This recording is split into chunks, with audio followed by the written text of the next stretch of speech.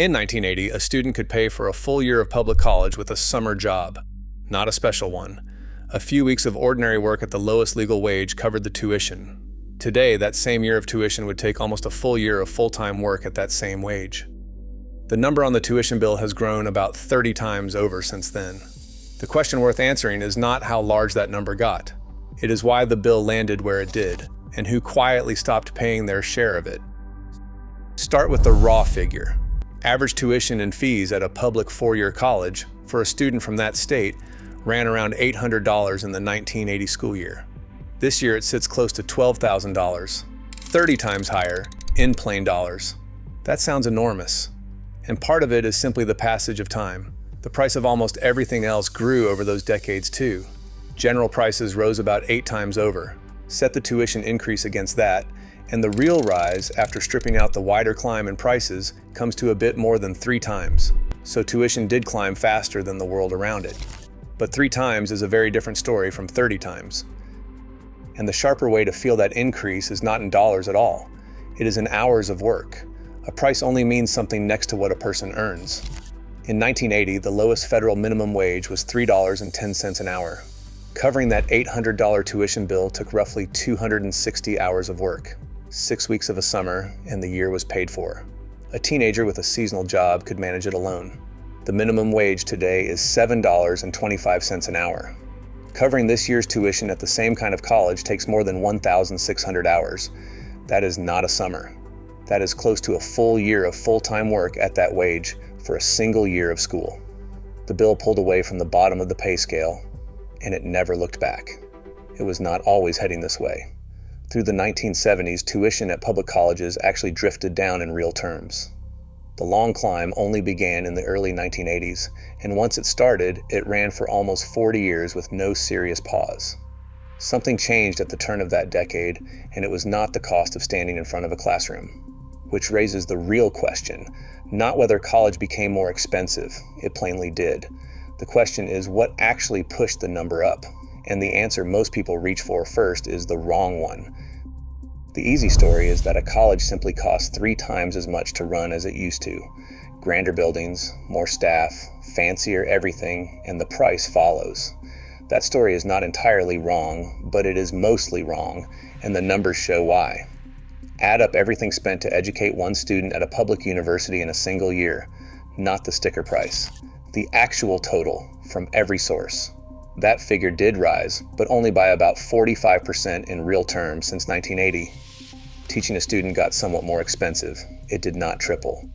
What changed far more was who paid. In 1980, the student's own tuition covered about 21% of that cost. State governments and taxpayers covered most of the rest. The classroom, the professor, the library were treated as something the public paid for, the way it pays for roads. Then that share moved. By around 2012, the student's cut had climbed to nearly half of the total. Today it sits at roughly 38%. The cost of the thing barely rose. The portion handed to the student roughly doubled. Put those two together, and the tuition bill grows far faster than the actual expense of teaching anyone ever did. So the sticker price did not explode because a year of college suddenly cost a fortune to provide. It exploded because the bill was slid across the table, from the taxpayer to the person sitting in the seat. Why did that happen? Mostly in steps, and mostly during hard times. When a recession hit in 2001 and harder in 2008, states cut what they sent to their universities. The colleges filled the gap the quickest way open to them by raising tuition. When the economy recovered, the state money rarely came all the way back, but the higher tuition stayed. In the years after 2008, most states cut their per-student funding by double digits, and a decade later, the majority had still not restored it to where it had been. Each downturn pushed the student share up another notch, and it almost never dropped back down. Now, a bill can only be handed to someone who is able to pay it, and this is where the second piece comes in. Across those same decades, the federal government built a system that let almost any student borrow whatever a college charged. It began in 1965 with the first guaranteed student loans. It widened in 1992 when loans became available regardless of what a family earned, and again in 2006 when graduate students could borrow with almost no limit at all. Over these decades, the balance of aid tipped from grants that were never repaid toward loans that had to be. The effect was straightforward. A college raising its price rarely lost the student because the money to meet the higher price could always be borrowed. Whether that borrowing itself drove prices higher is genuinely debated. The best estimates suggest the effect is real but uneven, strongest at for-profit schools and expensive graduate programs, and weak or hard to detect for ordinary in-state tuition. Estimates vary, and serious researchers disagree on the size. What is not in dispute is the direction. Easy borrowing removed the pressure that normally forces a seller to hold a price down. The bill it left behind is enormous in total. Americans now owe more than $1.5 trillion in student loans, and the average person still paying one carries close to $40,000 of it. A student who finished a 4-year degree in the most recent class left owing around $30,000 on average. That is the shape of a system where the price a college names and the price a student can be financed to pay came apart, and the gap was filled with debt. The two culprits people usually name come further down the list. Administrators did multiply. Their numbers grew far faster than the number of teachers, but most of that growth was not deans and vice presidents. It was advisors, technology staff, mental health and career offices, the machinery a modern campus is now expected to run. It added to the cost. It did not triple it. The climbing walls and grand student centers are real too, but they are a symptom of a deeper habit. A public college is not trying to turn a profit. It raises all the money it can, and it spends all the money it raises on whatever it believes will make it more prestigious. Hand that kind of institution a steady stream of guaranteed student money, and it will always find something to spend it on. The amenities are where the money went, not the reason the bill grew. And beneath all of it sits something no campus can escape. Teaching is work that resists shortcuts. A factory turns out more cars per worker every decade. A seminar still needs one instructor in one room with a handful of students, much as it did a century ago. When the rest of the economy grows more productive and pays its workers more, a college has to match those wages without graduating any more students per teacher. That keeps a floor under the cost. It is why tuition can never simply fall the way the price of a television does, and it is why online classes, which look like they should be cheap, mostly are not. The price was never set by what the class cost to deliver. It was set by what the student could be financed to pay. There is one more twist, and it cuts against the alarm. The sticker price, the large number a college advertises, kept climbing. But that is not what most students actually hand over. After grants and aid are taken out, what the average student truly pays at a public 4-year college has not risen in recent years.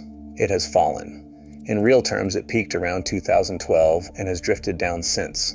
At community colleges, grant aid has covered the average tuition bill outright for more than a decade.